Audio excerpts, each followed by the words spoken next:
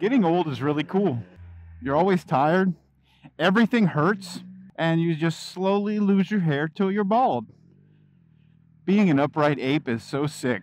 All right. Hello and good morning, friends. Today I want to talk about goals. The topic for the video is going to be 5 goals for your first year riding. I think goals are important at any stage in riding. Every year I set goals. My goal this year was to get back into riding, did that. And then to do the YouTube channel, did that. My current goal is to get 1,000 subscribers, and we're actually pretty damn close. This is insane. What I like to do is I like to set one crazy outlandish goal. You know, even if you miss, you do pretty well. And then I like to set, small term goals.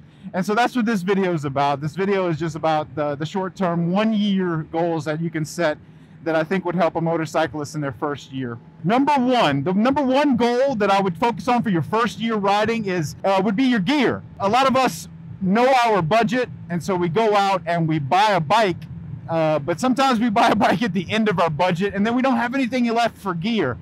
And so, we're skimping, we're buying a $5 pair of gloves, maybe you're buying the cheapest helmet that they have at the place you bought the bike from, or a dealership or a store. And which is cool, get by however you can, get on the bike, get some experience in, that's awesome. But I would say for your first year, you want to set the goal of having a complete set of gear that's really nice, no problems with it, something that you're happy wearing, no pressure points on the helmet, the boots fit correctly, your toes aren't going numb, the finger lengths of your gloves are the right length. The worst thing that can happen is, you buy some gear and you don't really like it, you end up having to buy it again, or you don't like it so you never wear it. And I know I'm a hypocrite telling people to buy and wear gear and I don't even have a jacket on, but it's 115 degrees every day, guys. Cut me some slack. I didn't make the climate. And despite how I ride, I would always, the message I would want to get out there, the hypocritical message I would want to get out there is that people should always wear, all the gear possible all the time. And so, like I said, in your first year, set aside some money, do a little research, have it on your mind, like, a nice helmet that interests you, a nice pair of gloves. You don't have to buy it all at once, but over the first year, you should be able to have an adequate set of gear. Really easy goal to set, really important goal to set you up for a long time. If you buy nice stuff, it'll probably be good for many riding seasons and many years. So the number 2 goal would be a modification, and I would say try to get something nice. What's common is people get those like advertisements from Wish and Amazon. They end up with 60 different $3 mods. That is not what I'm talking about here. I'm talking about something really nice. Don't fill your bike up with a bunch of crap. A $10 aftermarket mod is probably going to be worse than what you had on the bike originally. Especially with your beginner bike, you honestly want to minimize what you're spending on it because you're not going to have it forever. But, it's important to know what you like, how you use the bike, what would make the bike more fun for you. You want to have some look back value. You want the bike to be appealing. You want the bike to call to you. Ideally, you want the situation where you're walking by your bike, about to get in the truck, and you're like, screw this. I'm going to put the helmet on. We're going to take the bike today, right? That's what you want. And for that to happen, some people, a really nice seat can do that. A nice slip-on exhaust, some lights, maybe some bags so that it's easier for you to make the commute if you have stuff that you have to bring with you. You know what I'm saying? Something really nice, but don't go crazy. Story time for me. When I got my first bike, I did the research. I wanted a 600cc. I wanted a 600, an inline 4 600. And so after doing that research, I went on Marketplace and I found a Ninja 650. Even more than a 600. I'm going a little bit above and beyond, is what I thought. Not knowing that the Ninja 650 is actually an inline twin cylinder 650. So it's not the performance of inline 4 600. I didn't know that. So I got the bike and I wasn't really happy with it because it wasn't that sport bike. It wasn't that leaned over. It wasn't that super fast, high-end horsepower race bike, right? So I just bought the wrong bike, okay? And that's my fault right there. It wasn't the one I wanted. Was it the one I needed? Probably. But it wasn't the one I wanted. So what did I do? So I went all out modifying it, trying to make that Ninja 650 into the race bike I wanted. So I bought clip-on bars. I bought a a full exhaust, which added almost nothing. I mean, integrated tail light, blinkers. I even bought a aftermarket gas cap, the throttle tube. Bro, I did everything. Clutch and brake levers. Literally fully modified the thing. And at the end of all that money being spent, you know, if you sell the bike with all these mods, you know, maybe it was a $3,500 bike. I had probably spent almost $2,000 just on mods. And if I were to sell the bike at that point, fully modded, I'd be lucky to get like $3,000, okay? So you got negative equity on top of your negative equity. It's really not worth it for a beginner bike to just go all out customizing the thing, especially if the reason you're doing it is because you're just not happy with the bike. Maybe you're not happy with the performance or the comfort or whatever. That you will not fix this by spending more money, but that is what I did.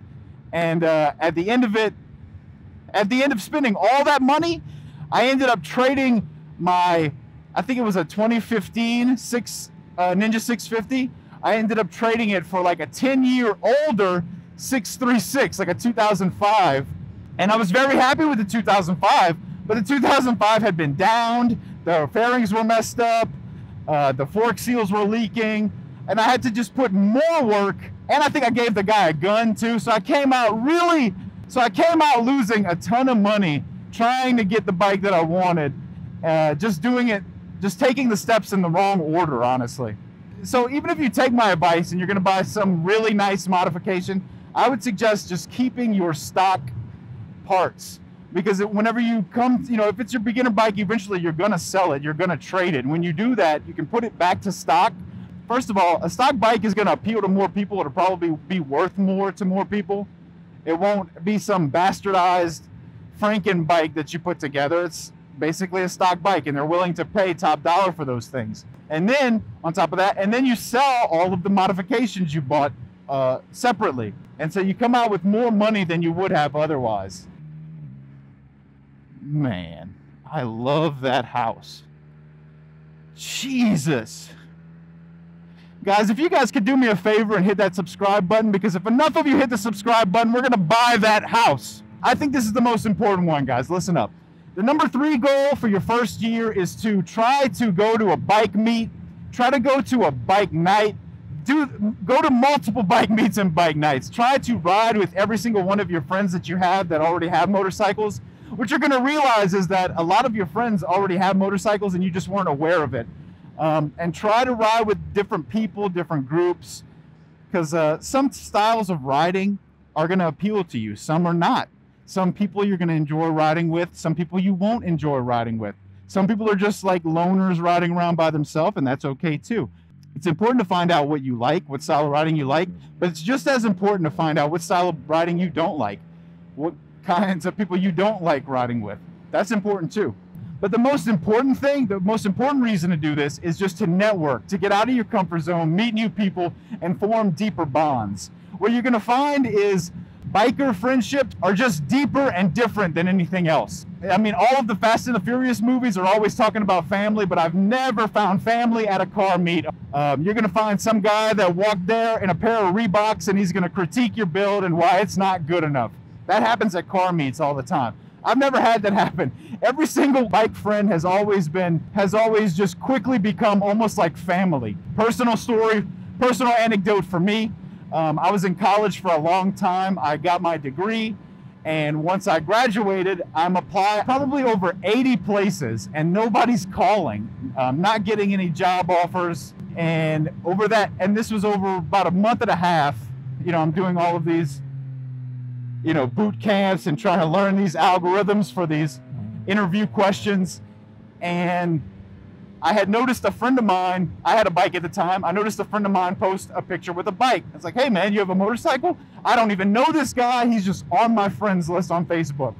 Yeah, he has a bike, come meet me at this coffee shop, we'll go for a ride. That's what we did. Brand new friendship, never met the guy. 1 week later, I have my apprentice electrician's license. I'm in Oklahoma making more money than I've, even to this day, ever made.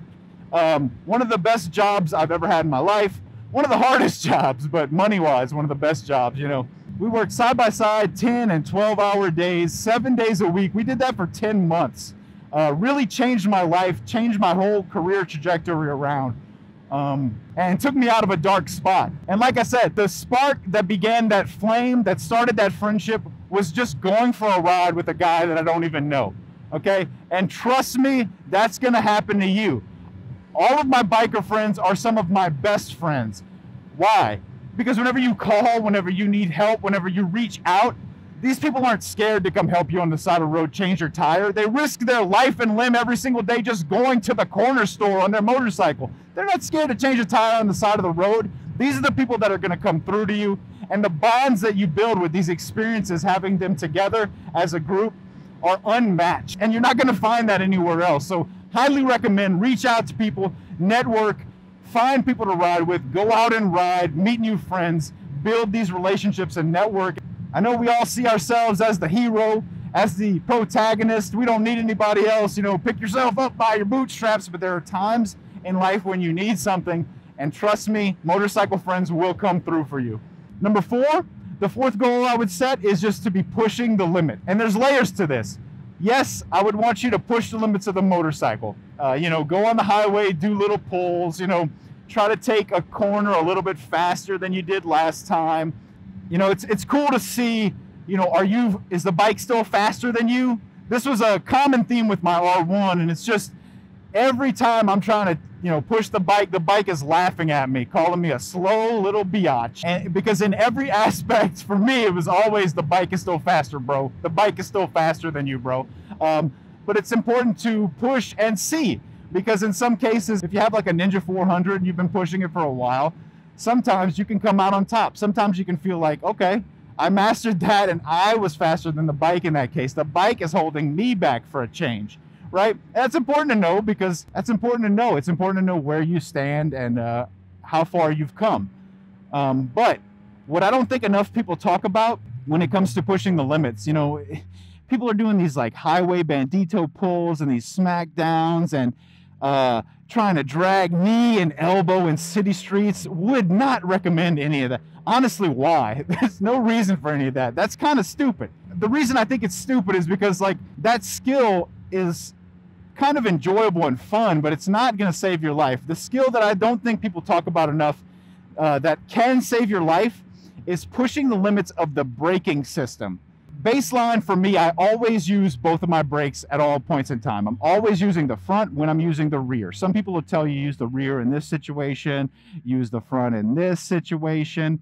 I don't recommend that, because when you're in oh shit mode and some crazy thing happened, you're going to go down to your lowest level of training. And if you sometimes use this one, sometimes use that one, your lowest level of training is going to be grabbing a fistful of the front brake and doing some dumb shit. So when I say pushing your limits, I mean panic braking. I mean trying to brake as fast as the bike can brake. Practicing that skill, because that skill will absolutely save your life. Absolutely, 100%. Getting better at panic braking, because, dude, it's just as exciting as doing a pull. But instead of the bike pulling forward, the bike's pulling backwards. It's very exciting, but it's also incredibly useful in a lot of situations. I've had one situation, and this is totally my fault, but, you know, I'm doing a double pass, and I pass the first car, and then the second car in front of him is actually turning left, right? So I'm trying to pass him because I'm like, why are they going so slow? Oh, well, they're actually slowing down because the dude in front is taking a left. And it's totally my fault that I'm in this situation.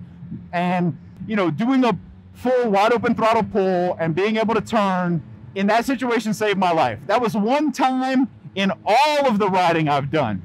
But numerous times, you know, probably once every day or multiple times a day, being able to brake, and they call it panic braking. But if you get good at braking on the limit, it's not a panic anymore. You can do panic braking and be totally fine and calm and collective and in control.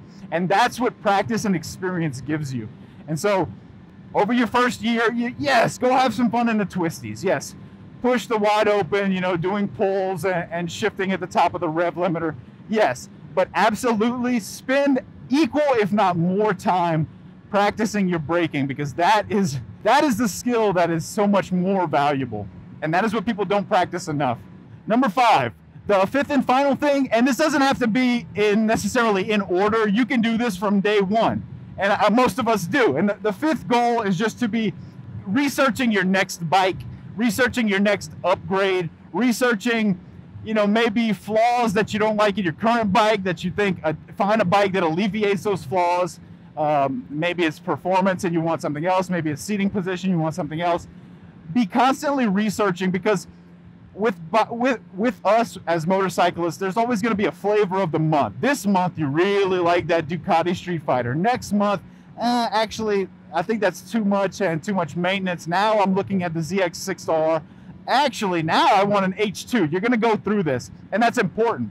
It's important to get infatuated with these motorcycles, heavily research them, watch lots of reviews, and realize, you know what, maybe that's not what I expected. Maybe that's not for me, and move on to your next flavor of the month. The ultimate goal being, the next bike you buy, you want it to be something you love and keep long term. Not something that you're replacing, not something that you're instantly regretting. You want it to be something that you keep long term, that you love, not just for a couple of months. You want the bike that you buy, the money that you spend, to get you something that you love and enjoy long term. So, you know, if you buy your beginner bike and 2 or 3 months in, you're getting kind of bored, do not jump ship immediately into something else that you're going to be bored and hate in 3 months from then. You want to heavily research this. You know, you have the motorcycle, you have time, you have a means by which to commute and get experience. Great. Use what you have, enjoy what you have, and take time. Do not rush the process for your next purchase. Go in depth, do all of the research so that, you know, maybe you don't need anything else, but maybe you push the limits and now you're faster than the bike and now you want something else. Take your time. Make sure your next purchase is the halo bike, the perfect thing to keep that regret and that boredom at bay for the long term. And you get to that situation by proper research, by doing the research and taking your time. That's the video, guys. In your first year of riding and every year of riding, you know, take your time, make some friends, enjoy yourself, guys. Get out and ride. Let's go. We need more of us. There are not enough of us. We need more riders on these streets, and we need to keep the riders we have alive and safe out here. I really appreciate you. Thank you so much for watching. I hope you guys have a great rest of your day. Now I'm going to work. Later, y'all.